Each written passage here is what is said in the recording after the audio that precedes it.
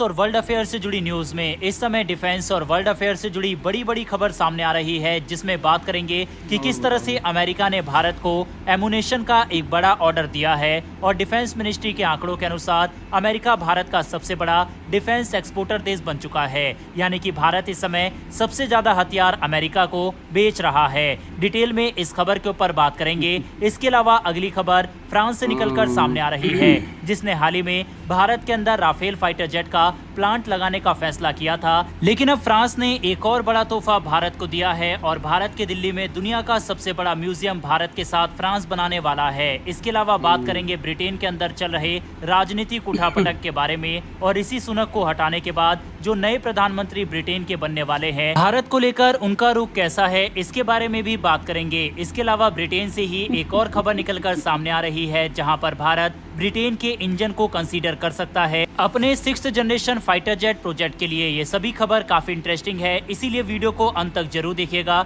साथ ही मेरी एक छोटी सी रिक्वेस्ट है कि नीचे दिए गए सब्सक्राइब बटन को प्रेस कर बेल आइकन को दबा ले और जल्दी से जल्दी हमारे चैनल को 5 लाख सब्सक्राइबर का जो टारगेट है उसके करीब ले जाए। तो चलिए अब शुरू करते हैं इस वीडियो को। हमारी पहली खबर दोस्तों अमेरिका से निकलकर सामने आ रही है। यह सुनकर दोस्तों आपको आश्चर्य होगा कि इस समय भारत से सबसे ज्यादा हथियार अमेरिका खरीद रहा है। जी हाँ दोस्तों, इस समय अमेरिका भारत से bullet proof jacket, helmet, fire arms के कंपोनेंट और parts, armour shield equipment, electronic subsystem और एरो कंपोनेंट्स इस समय अमेरिका भारत से खरीद रहा है, जिस कारण से America India top defence market बन चुका है। इसके अलावा दोस्तों अमेरिका की तरफ से हाल ही में एमुनेशन वगैरह भी खरीदे गए हैं। भारत भारी मात्रा में एमुनेशन अमेरिका को सप्लाई करता है। भारत ने तकरीबन 2022 में $72.9 मिलियन के गोला बारूद एक्सपोर्ट किया था। ये भारत के लिए सच में एक गर्व की बात है कि वह भारत जिसके पास एक समय अपनी सेना के लिए बुलेट प्रूफ जैकेट नहीं हुआ करती थी, यहाँ तक कि सेना के पास बूट्स की भी कमी पड़ती थी,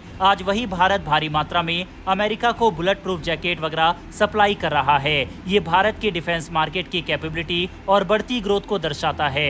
हमने दोस्तों अमेरिका के बारे में तो आपको बताया, चलिए अब जानते हैं टॉप 10 कंट्रीज के बारे में जो भारत से सबसे ज्यादा मिलिट्री गियर इस समय खरीद रहे हैं। नंबर 1 अमेरिका है, नंबर 2 पर इजराइल है। जो कंपनी इजराइल को हथियार बेच रही है उसमें भारत की कल्याणी राफेल एडवांस सिस्टम, इंडी MIM, Lotus aviation technology, Adani Elbit advance system, Larsen and टूर्बो जैसी कंपनी शामिल है। नंबर 3 पर यूके है, जो भारत से सबसे ज्यादा मिलिट्री गियर खरीद रहा है। Number 4 France, number 5 Germany, number 6 पर UAE, नंबर 7 नीदरलैंड और नंबर 8 पर फिलीपींस है, जिसको भारत ने ब्रह्मोस मिसाइल भी सप्लाई की हुई है। वहीं नंबर 9 और नंबर 10 की बात करें तो श्रीलंका और सऊदी अरब है। तो ये टॉप 10 ऐसे देश है जो भारत से सबसे ज्यादा मिलिट्री गियर खरीद रहे हैं। आपने ये नोटिस किया होगा कि इस लिस्ट में ज्यादातर बड़े बड़े देश शामिल है और इन देशों को भारत मिलिट्री के छोटे मोटे हथियार बेच रहा है।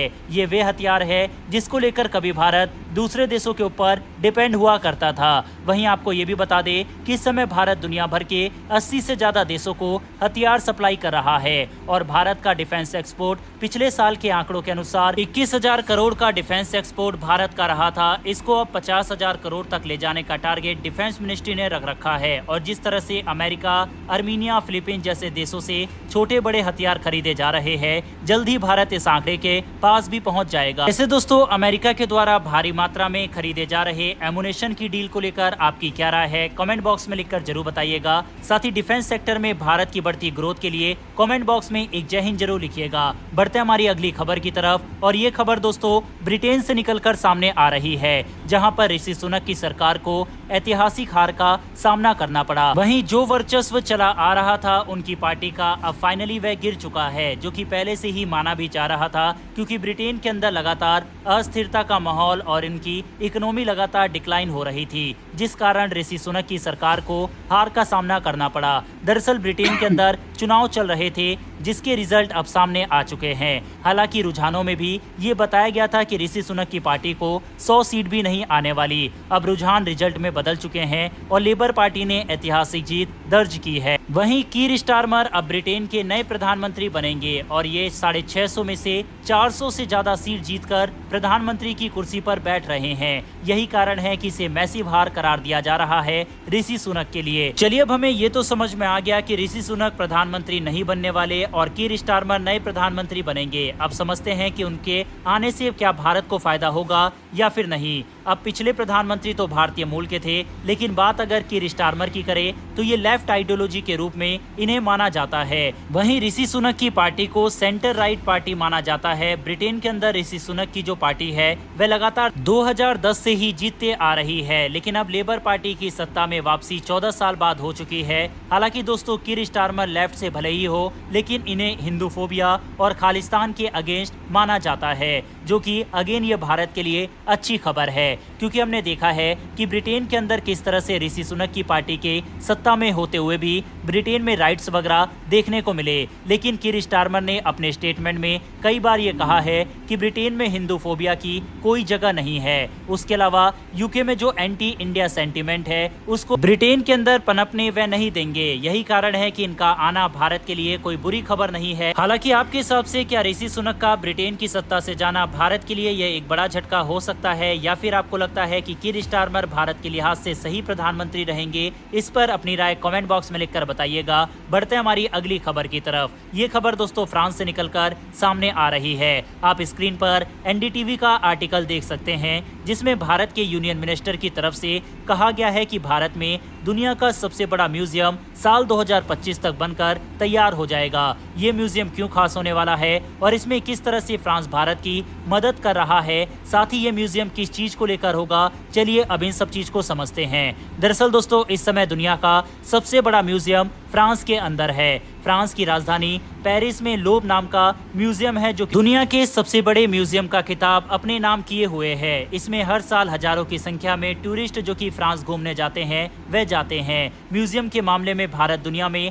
काफी पीछे है और दुनिया भर के देश जैसे कि साउथ कोरिया, जापान, चीन, फ्रांस, यूके, अमेरिका, यह देश अपने यहाँ अच्छे अच्छे म्यूजियम बनाए हुए हैं, जो कि उनकी संस्कृति, उनकी विरासत, उनका आर्किटेक्ट, इन सब चीजों को संजो कर रखे हुए हैं, जिसकी वजह से टूरिस्ट काफी ज्यादा अट्रैक्ट होते हैं और दूसरे देश में जाकर उस देश के बारे में ज्यादा से ज्यादा जानने और सीखने की कोशिश करते हैं। लेकिन दोस्तों अब भारत में भी जैसा कि हमने बताया कि दुनिया का सबसे बड़ा म्यूजियम बनने जा रहा है और इसमें भारत की मदद करने के लिए फ्रांस सामने आया है। फ्रांस ये चाहता था और इसी कारण से भारत और फ्रांस दिल्ली में दुनिया का सबसे बड़ा म्यूजियम बनाने जा रहे हैं, जिसके तहत भारत की 5000 साल की जो हिस्ट्री है उसे टूरिस्ट और दुनिया को समझने का एक मौका इससे मिलेगा। ये पहली बार होगा जब भारत के अंदर इस लेवल का म्यूजियम बन रहा हो। इसका डिजाइन, आर्किटेक्ट, बिल्डिंग सब कमाल की होने वाली है। भारत और फ्रांस की इस दोस्ती के लिए कमेंट बॉक्स में एक जय हिंद जरूर लिखिएगा। बढ़ते हमारी आज की अंतिम खबर की तरफ और ये खबर दोस्तों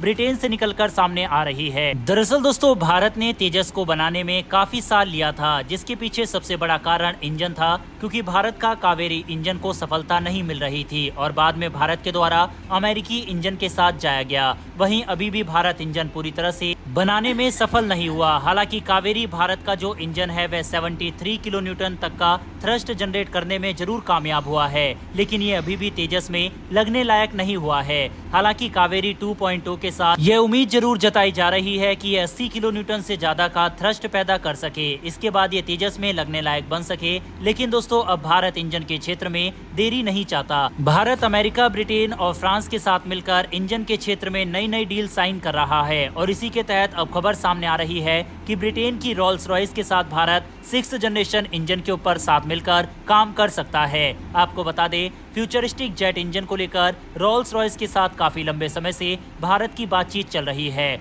और ब्रिटेन की ये कंपनी भारत के साथ तकनीक वगैरह ट्रांसफर करने के लिए भी तैयार है। साथ ही भारत के साथ मिलकर एक नए इंजन को विकसित करने को लेकर भी वह तैयार है। वहीं पर अब ये उम्मीद जताई जा रही है कि भारत का जो 6th generation fighter jet programme होगा उसमें ब्रिटेन और भारत के साथ जॉइंट रूप से बनाए गए इंजन का ही उपयोग होगा। इतना ही नहीं दोस्तों, ब्रिटेन, जापान और इटली की तरफ से टेम्पेस्ट प्रोग्राम में भी भारत को कई बार ऑफर दिया जा चुका है, लेकिन भारत ने कोई भी सहमति इसके ऊपर नहीं जताई है। लेकिन ऐसा लगता है कि 6th जनरेशन इंजन के साथ भारत जरूर जा सकता है। वैसे आपके हिसाब से क्या 6th generation fighter jet engine को साथ में मिलकर ब्रिटेन के साथ भारत को बनाना चाहिए या फिर नहीं? इस पर अपनी राय कमेंट बॉक्स में लिखकर बताइएगा।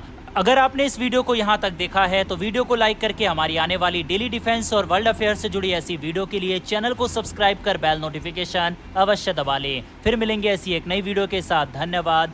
जय हिंद।